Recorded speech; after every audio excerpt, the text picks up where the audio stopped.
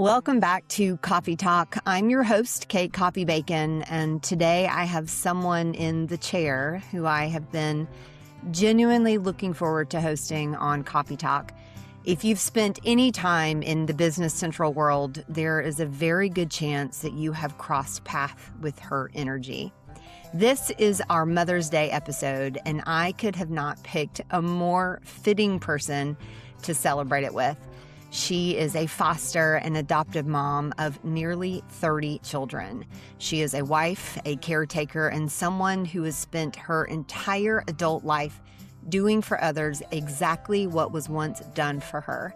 She is warm, she is honest, she is one of the most quietly remarkable people I have met in this community, Shirley Grimes. Shirley, welcome to Coffey Talk. I'm so glad you're here. Before we dive in, I always like to give my guests a moment to just introduce themselves in your own words, not the resume version, but whatever feels most right and true right now. Who is Shirley Grimes? Shirley Grimes is just a mom. I'm trying to make it. I'm working every day. I am a mom of 30 children, I would say, because I've fostered for a very long time. I have 4 adopted children and 1 biological son. I'm a mom. I'm a wife. I'm a caretaker. I love the community, but I'm just trying to do my best and every day to provide for my children and just work really hard to be the best version of myself, I guess you can say. Yeah.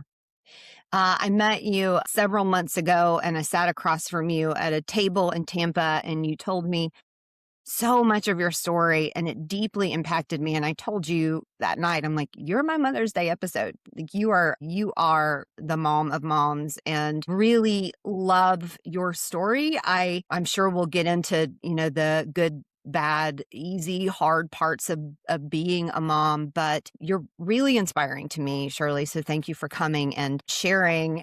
I want to jump back to the beginning. I always like to go to the beginning to give some backstory. So your story is not one that started in a boardroom, in a classroom. Take us back. What were the early years like for you? Oh, I don't know if we want to go that far back, but Go back as far as you want to. I'll go back as far as I can. So my parents were very, very poor, and we actually were homeless for the very first part of our lives. We lived in a car, and my grandmother had to pretty much take care of me my very first year. And then eventually my parents did kind of find an income. They're more trade driven, and my mom was a stay-at-home mom. And my dad worked very hard, but he did not know how to read or write. So for me, it felt like that's pretty much all that I could achieve. But I grew up in a stable household. It was very chaotic, very difficult at times. We lived with uncertainty of where we're going to live, where we're going to have our next meals. Things were challenging, but it's what made me who I am today. So, moving on, my aunt, actually, when I was about 10 years old, I was struggling a lot with my father. And so she stepped in and decided that she would take me in for a very short time, what was supposed to be a small session. And she asked that I move in, and it forever changed my life. She decided to keep me at the household because I was thriving and I couldn't have been more happy.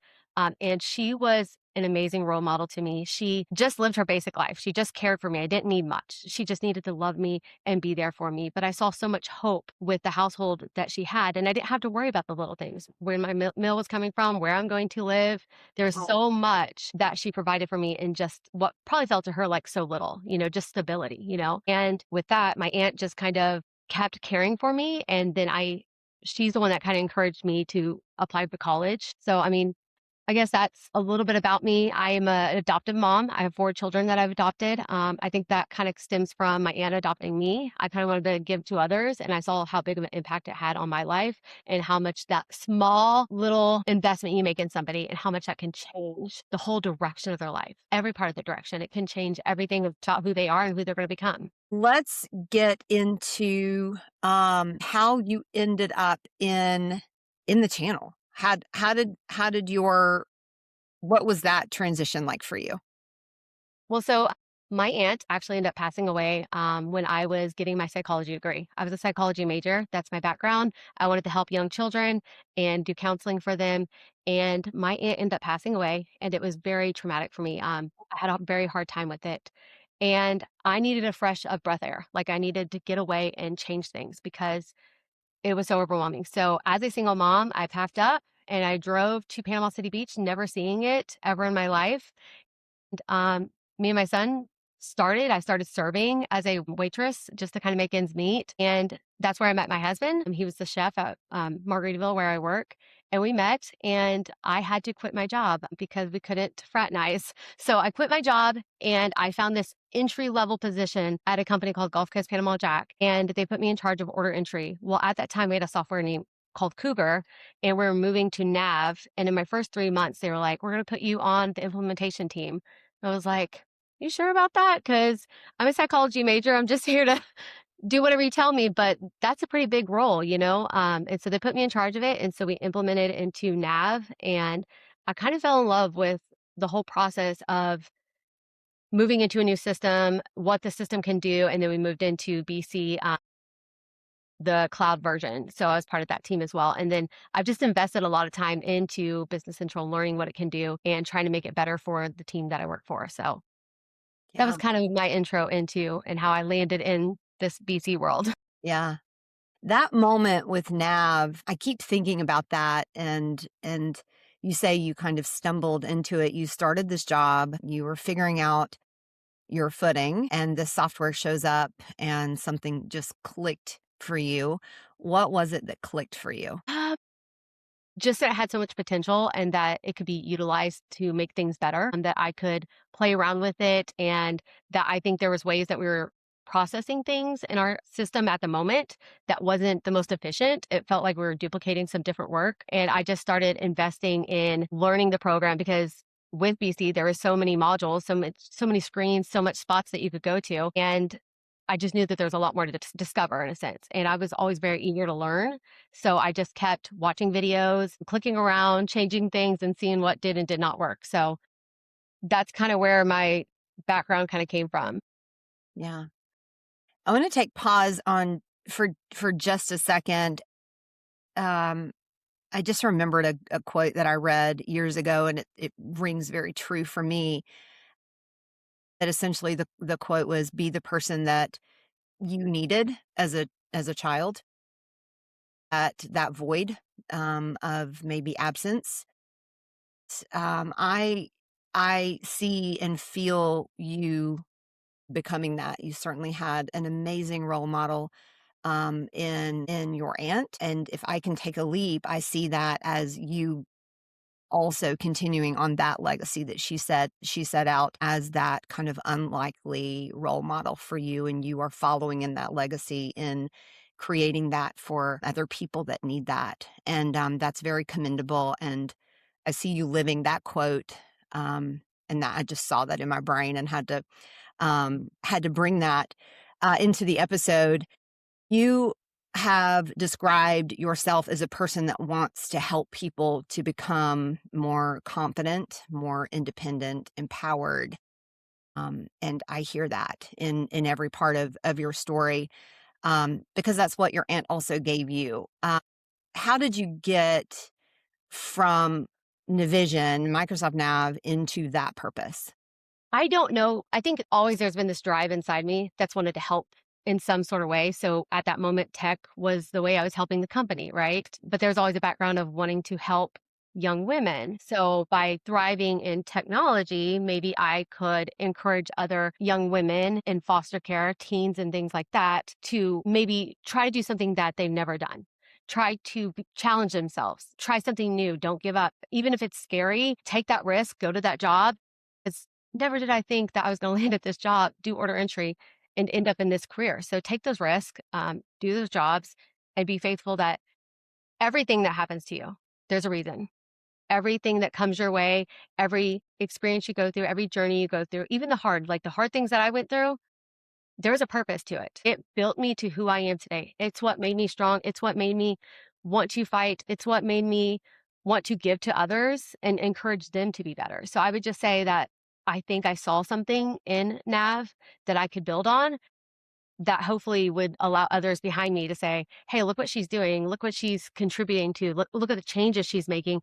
And then hoping that I have this team behind me, these 3 or 4 people, young ladies behind me that are working and saying, you know what? She didn't get the instruction. No one told her how to do this. She just had the momentum and wanted to take the risk and try to do it. So, I mean, I guess it just comes from the stomach, comes from the belly in a sense. Yeah. It comes just from who you are. Yeah. You've talked about the cost of I'll back up a second. We're all packing up and heading to a conference next week. I just got back from one last week, and there is a cost there as a mom to pack up and leave for a conference. There's meal prep, there's schedule coordination, there is a child crying as you're walking out the door. I remember those days when my kids were little, just having to leave was the mom guilt was Yes. such a real thing, and that's not something that we talk about enough. Can we go there? Can we talk Oh, about that? absolutely. Yeah. 100%, because that is on my heart at the moment right now because yes, I have young kids. My youngest, I've got a 3-year-old and a 4-year-old, and they do not comprehend or understand why mom has to leave. And there is this so much guilt about what you're missing, about not being there for your children enough. My daughter has a field trip that I'm going to be missing. My husband's having to take off of work for a whole entire week to allow me to travel. There's this guilt of a mom, but also a wife. He's sacrificing a lot of his PTO days in order for me to be there for the community and give to the community. He knows the outcome I get from it, and I receive a lot from it. But yes, it's the meal packing. It's who's going to be there with the kids if they're sick. What happened? So one time I went to a conference. I got to tell you, Yeah. I went to a conference one time, and at that moment we had 7 children in the home, and I decided to go to a conference, and everyone ended up with a stomach bug.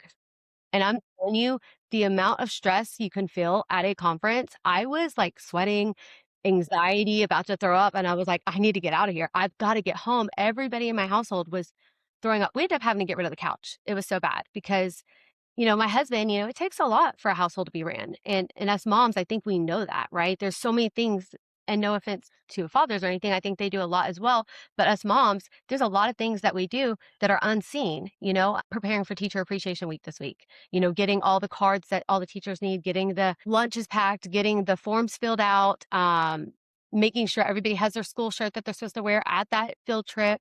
What happens if somebody forgets something? I'm usually the go-to call to go and bring it to them real quick.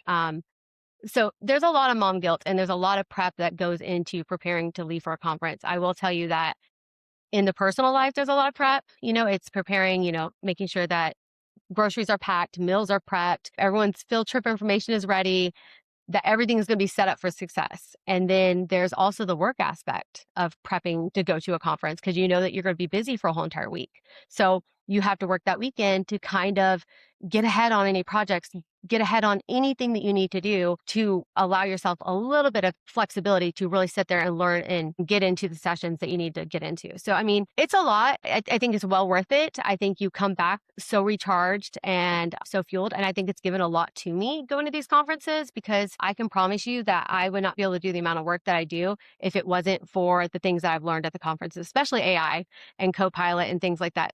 Just being able to help me in small increments, being able to help, write emails faster or guide me before a meeting. All those things have been techniques that have helped me tremendously. So it's well worth it. It's just, it takes a lot for us to get there, right? I mean, I think I hear it across the community. I hear Tasha talk about it. There's a lot of, like, Shannon talks about it. There's a lot of moms that talk about all the investment and all the time and the mom guilt we have going to these conferences. But I think it's well worth going to. Just Yeah, it absolutely is, and it is such, an infectious community of support. I have my, like, little girl gang that we all kind of build each other up and support each other in the cost. Yeah, there is a personal cost of prep before you leave, and there's a professional cost. I mean, this week I am working an insane amount just to prep my team, to prep my materials, to prep my sessions. That's a whole other, area, this incredible amount of time that people spend on teaching and getting those decks ready and getting that content ready, and is love it. I personally show up at as many events as I possibly can. There is a cost, and like I said, I don't think that we recognize it and give each other an affirmative nod. Like, I see you, I'm glad to see you, I know what it took for you to be here. And that's a lesson for me too. Shirley, when I see you, I'm going to hug you the biggest and say, I oh, know what it took for you to be here. I think there needs to be like a mom group that gets together and just says, like, Yeah. here's the things that have really helped me prepare for these, Yes. like maybe be Uber Eats or Yeah. delivery drop-offs or, one time I was able to schedule cleaning the day before I arrived back. And let me tell you, the amount of weight that helped, Yes. it was well worth it. So just, I think that this does need to be a part of the communication across the board for all the moms and the people that are working extra and putting the extra effort. Like, I see you. I know you're a mom, you're putting in the extra time, you're putting in the extra energy, and I see the work you're putting into before you go into this conference. We see you, we commend you. Yeah. Great job, and great job to you, as well, because it does take a lot. It's well worth it. Yes, we all agree, and it is contagious. That's why we keep going back, isn't it? Right. Exhausting, but it's so contagious, and we get so much out of it too. Like, I mean, I'm sure you could agree. Like, you get so much from the community. You learn so many things. So, Yeah. mom guilt's huge, though. Yeah. It's on your heart, doesn't it? Yeah, it does. It's the learning, yes. It's also the support in the community. I mean, some of the dearest friends of my life I've met in this channel. So, yes, it's absolutely worth the work to show up for. I think you've really hit on something, and you have some kind of wheels in my own head turning, doing a lot of work with women in tech, with dynamic communities. And I think maybe we need to create a subgroup of moms where we do exactly what you said, share tips and tricks of how we're managing the household when we have to step out and, you know, put on our blazer or whatever and kind of step into another role. I think that's a really great idea, and I think it's needed. So I just added that on my list of to-dos. We're going to start a subgroup, and I think it'll be very, very beneficial. Let me shift gears because I want to talk about specifically the empowerment that you give your daughters. I think to have a very strong female role model. I've talked about legacy. I've talked about purpose on other episodes of moms specifically and what we're leaving behind. I just wrote a very personal blog about legacy and intention and what I'm trying to leave behind. And so you've talked to your daughters about, I love this, teaching them that fear is okay, but you lift your head up and you lead anyway. Where did that come from for you? God, honestly, Mm. my faith. I've actually got it on my arm right here, faith over fear. So I have to have faith that everything happens for a reason and God has a plan for us, and everything we go through and every journey that happens to us or every experience that we go through, it's not failure. It's creating who you are. It's what you're meant to go through. Everything will happen for a reason, and you have to have faith. And I try to teach my daughters that because they've been through a lot in their young lives. Like I said, I've adopted them. I won't share all their story, but they've had a lot of trauma, and I have to tell them that, like, God put you with me for a purpose. God put you through those things because you're going to become stronger in the end, and you're going to fight like I did, and you're going to raise up to be so much better than you could ever imagine. Our past does not dictate who we're going to become. Our past is what builds us to who we're going to become. And it's just like, I always remind my daughters, I'm always like, have faith. God's got you. And I always try to do affirmations with my daughters. So we always do I'm brave, I'm strong, I'm smart, I'm beautiful, and I'm loved. And I'm trying to just instill that so much into them. But most importantly, faith. I just want them to know that even through the hard times, and there's going to be hard moments, whether it be a divorce, whether it be, a loss of a child, whether it be a significant other, cheating on you, whether it be just so many different things, a loss of a job or a change in a job, all these things come to us, and we just have to have faith that, like, there is a better purpose for what I'm going through. Every part of our journey is a lesson for us to become something better. Yeah. So I would just say faith. I think it just comes from finding faith in God. I'm very thankful to everything that He's done in my life. I can promise you that you couldn't have told me this stuff when I was a teenager. When I was a teenager, Right. there's absolutely no reason that any of the stuff I should have went through. And I would have screamed and told you, nope, there is no God. He would never put children through these things. Yeah. But I would tell that child that is going through those things, those teenager, whoever's going through that hard, difficult moment, that I can promise you, when you come out of this rainstorm, there will be rainbows and there will be celebration because you will be so much better and you will have fought harder than anybody else, and you have a story to tell and you have something to share with other people, and it's going to be what encourages you to give back to others. So when you see somebody in a rainstorm, you're going to pull them in and you're going to say, hey, I've been there before too. And come with me because you can achieve more. Where I should have been, isn't here. It's not in this tech space. It's not where I could have been is on the streets, probably on drugs and doing all the wrong decisions. But I came here for a reason, and it was my aunt jumping in and just being that small little momentum that really changed and developed who I am today. So I would encourage everybody just to continue to guide people as they're going through that rainstorm. Tell them it's okay. Especially if you look at that rainstorm, that's the same one you went through. Tell them, hey, I promise it gets better, even if they don't want to hear it at that moment. Yeah. It's that refiner's fire, right? It's the trusting, it's the faith that everything that's being served to you is for a purpose. I think I've mentioned this on a coffee talk before, but there is recently saw a video of a bunch of big name like maybe stars sitting around a table, and they were talking about this too shall pass. And the stories that they were telling was things are going to be really hard. Things are going to be really hard. You listed out a bunch of things that happened to us as hard stuff. This too shall pass. And then things are going to get really great. And guess what? This too shall pass. So finding that grounding your faith, finding that stability to lean into and trust and depend on that these hard lessons are for a reason, and it doesn't make the lessons easier, but knowing, to your point, that there is a rainbow that's coming. We are promised a rainbow, that there is a rainbow that's coming. I want to ask you a really tough question. Okay, Okay. go All for it. right. What was something that you had to learn the hard way? We had to learn the hard way. You can make plans, but be okay that they're not always going to go the way you think that they're going to go. Make the plan, but be okay to pivot where you need to pivot because life is going to throw you curveballs. I spent 3 years raising these beautiful children, and they were 100% to me, part of my plan. I was going to be their mom.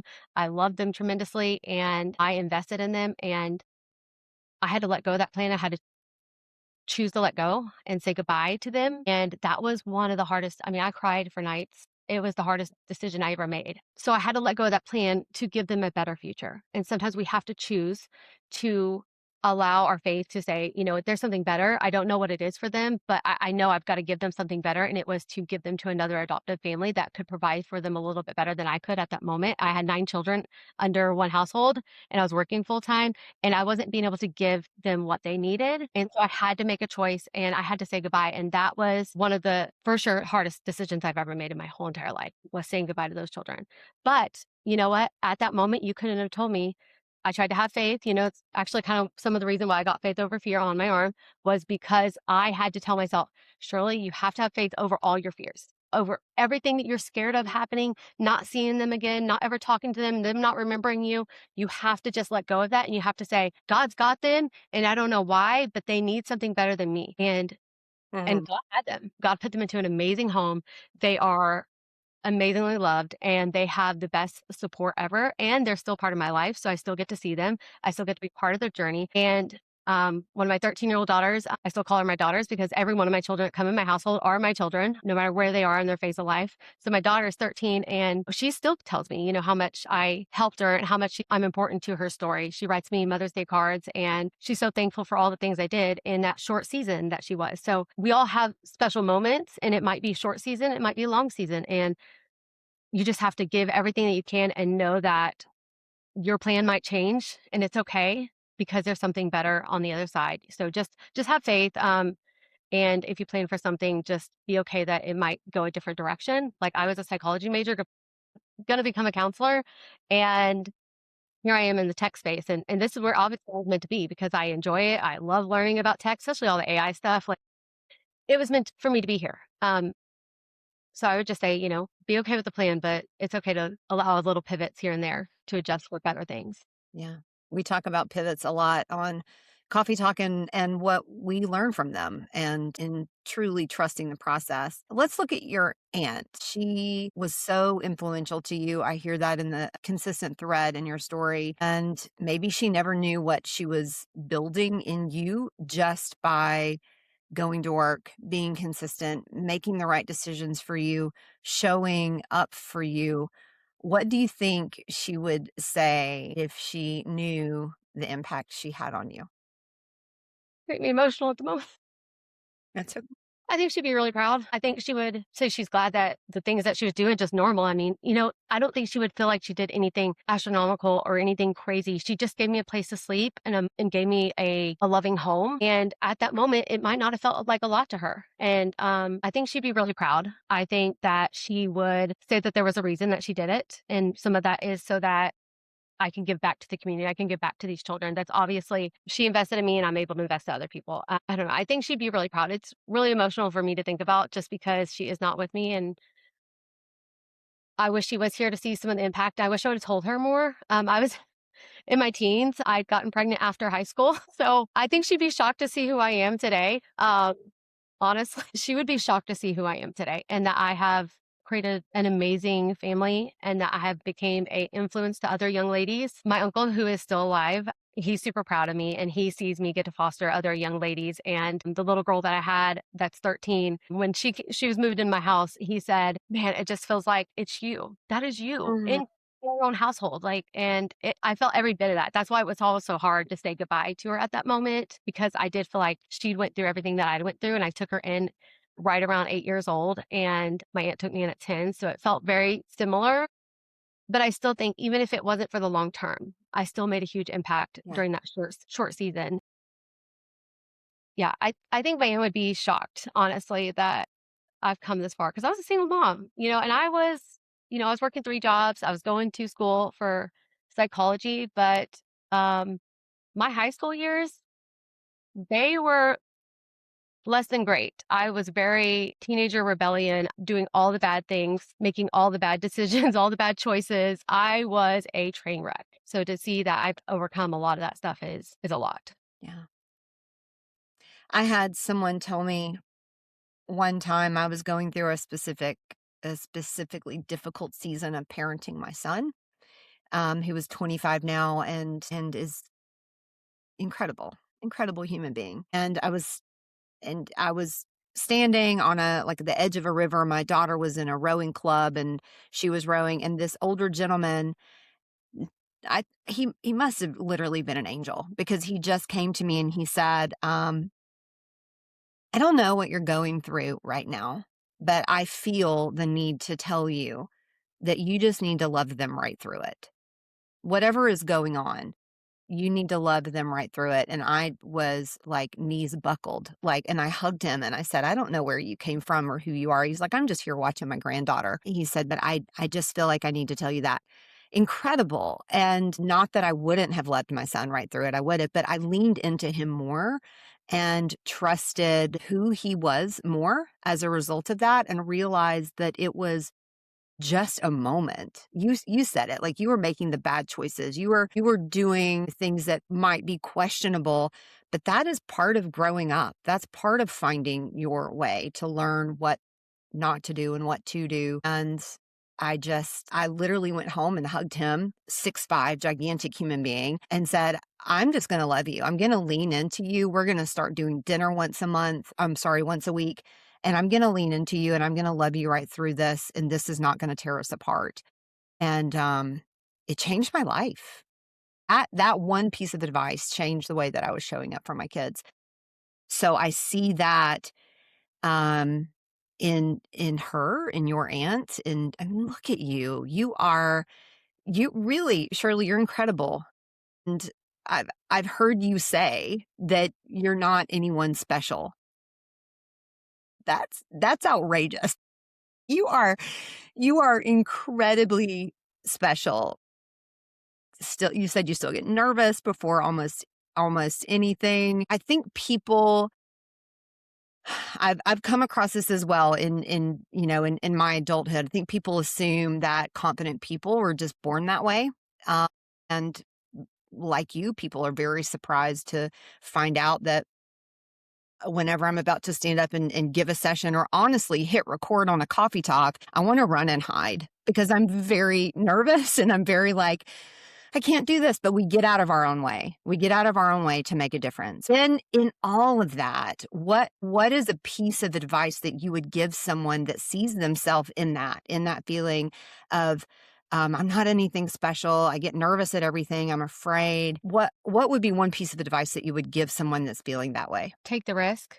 Don't be afraid of failure. try even when you are scared and keep trying even when you are nervous. I am nervous, get scared to say the right things or the wrong things, but I think we have to keep trying because if we want to encourage others and we want to give to other people in the community, we have to give as well. And so every person has a story. You said I'm not, not special. I think we're all special. We all have something we've been through. I've never been through a divorce. Somebody might have been through a divorce. They can help that person that is in the rainstorm of a divorce. I think we all have something to give and we all have a story to tell and we all have something special about every single one of us. Every mom, every person in the community, I think we all can contribute in some way. And I would just say, like, don't give up, have faith, keep fighting. You're going to make it and keep having enough belief in yourself because I would tell them to ask the person that is the most confident in the room that did walk in, that you look at and you're like, man, I just want to be just like her. She's confident. She gets up there. I mean, I go to these classes and these sessions and I see people speak about their sessions and they are so amazing and they're so confident. And I'm just like, but I bet you I could ask them and they would tell me that they're scared and nervous too. So the best people are also as nervous, even more nervous than we are. And I can promise you, if you come to my class, I'm going to be a ball of energy, nervous that I'm going to mess something up or my presentation isn't going to work. But I think that's the thing. We have to take the risk and we have to try. And I can tell you that the risk paid off. So taking the risk, you get something in return. So I didn't think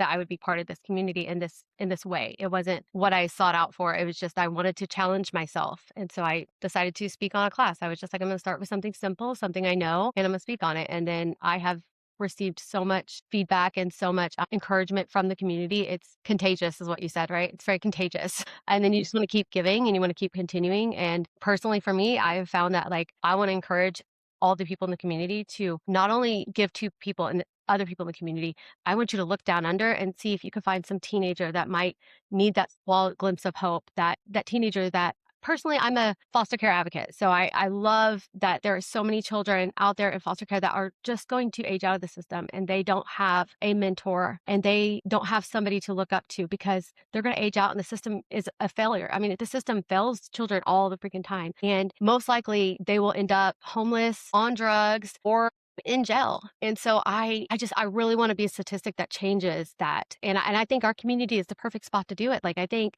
the tech world, do you know what kind of power we have? These children are growing up on cell phones and technology. And I don't think it's talked about enough in the community that there's a whole group of teenagers and young adults that could be moving into this industry. I mean, it's huge and people should be wanting to be in this field. And I think they could, but a teenager that maybe doesn't know, she's most likely the biggest hopes for her is just to get a full-time job and not become like her mom. I mean, that's what a lot of these teenagers face is I don't want to become on drugs. So the best thing that I can do is maybe just work at McDonald's and that's great if that's for you, but I want to encourage that person. You can go further than that, honey. Your background, your past does not determine your future. You can push so much further than that. Push yourself, challenge yourself, and let that be the ammunition and the fire to you that makes you want to become so much better in the community. And I think there's a lot, I would love to, I have a lot of ideas, I guess you can say. I wish that there was some kind of internship for these teenagers to kind of come on and learn some tech underneath some of us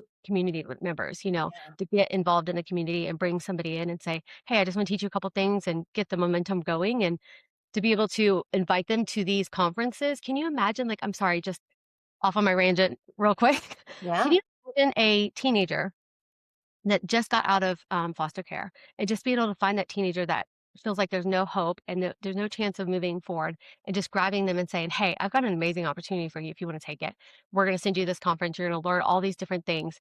And if they get sparked by the idea and see it and just seeing these instructors and these other young women and these amazing mentors that are up on that stage, right? The women in tech, the women teaching and the men teaching, if they saw these people teaching and leading like this, I guarantee it will spark a fire in them that they didn't know that they even had, and they'll want to become that leader as well. I really feel like that. So that's why I continue to try to encourage my daughters, like, tech's where it at. I mean, tech's not going anywhere. So it's a great field to get into. So I think there's a lot of opportunity there.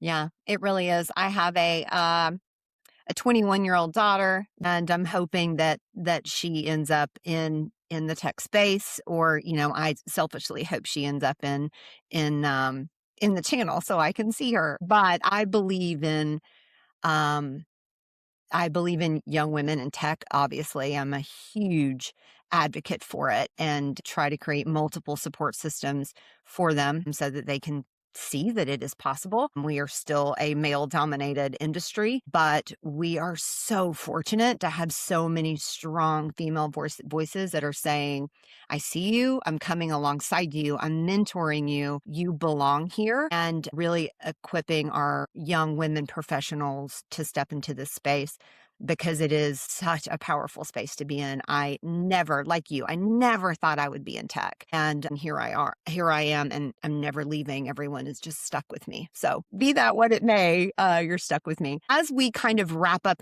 and close out, we talked about so many things. What do you want someone to walk away from this conversation carrying with them? One would be, don't let your past determine what your future is going to look like. Let your past be the motivation and the fire and the drive that takes you where you want to be. And so let that ammunition, fire you up and get you where you want to go. If I had a second one, it would be stay faithful, that everything that you go through, every journey that happens to you, every rainstorm, every hard situation, small season, big seasons, that there is something better going to happen for you. So stay faithful that God has a plan and a purpose, and you just have to trust the process and go through it and understand that that is going to be the fire. What you went through is going to be the fire that makes you who you are. Just stay faithful in that. And then I guess the only other thing too is just to say to moms, moms, I see you and feel you in so many ways. It is hard. It's challenging. And I just want to take a deep breath with this, but it's exhausting, but I see you and you're doing an amazing job and your kids love you. And I think I can speak on this because I've had 30 children, and you would be shocked how much of an impact you make on your children's life just being daily there. They don't need much. They just need love. That's all they need from you. And as long as you're providing them love, they see you and you're doing a great job. And what you're doing and leaving leaving for these conferences, going to work every day, you are building in them so that they can continue to give to their children. You're leaving a legacy, right? So you're building so that they can see the role model, and their children, are going to be greater for it. And so you're continuously adding to your family. You're leaving something behind. And one day, hopefully they look back and they say, heaven forbid, Grandma Shirley was an amazing rock star. She was an amazing part of the community. If it wasn't for her, where would we be today? And she really taught me a whole lot. I would just say, moms, I see you. You're amazing. You're doing great. Keep doing it. And I know it's hard, but it's all going to be worth it. Yeah. Wow, Shirley, thank you so much for being here. And wow, thank you for being so honest. I've said this so many times, I'm a container of stories, and I carry these stories with me, and they truly do change me and influence me. And I hear these voices in my head in times when I doubt myself, when I doubt what I'm doing and where I'm going. We all do that. That's such a natural thing, but I have your voice in my head, and I'm so grateful for that. Thank you for the affirmation for the moms. Truly, this is our Mother's Day episode, and you are such a perfect guest and story for how we can show up. And even when we think that no one is noticing and we're doing all of this work, the legacy is there. You said it with your aunt, and the legacy that you're leaving for your own children. So thank you for that affirmation that these kids don't know how hard we're working, but man, we're working and we're creating a better future for them. Thank you. Again, I cannot say thank you enough, Shirley. This has been really impactful for me, and I know for the listeners as well. Do you have anything else you want to leave? I want to keep giving you the floor. Do you have anything else you want to leave the listener with? Thank you for seeing me. Thank you for inviting me on. I'm shocked that you even sent me an email. I get shocked in the community how many people have been so encouraging. So thank you for hearing me and seeing me. And I hope that, if you see me in the community, feel free to come up and say hi. I'm more nervous than anybody in the community probably, but I'm just a normal person. I'm an end user. So, I'm just here to try to help other people and encourage other people in the community so that we can all become better together. It takes all of us encouraging each other, and we're all in different stories. So yeah. It really does. All right. Thanks so much for tuning in. We'll see you next time on Coffey Talk. Thank you. Thank you for joining us today on Coffey Talk. A special thanks to my guests for sharing their story and to you, the listener, for being a part of this conversation. If you enjoyed today's episode, be sure to subscribe so you never miss a Monday morning chat. Until next time, I'm Kate Coffey Bacon, and this has been Coffey Talk.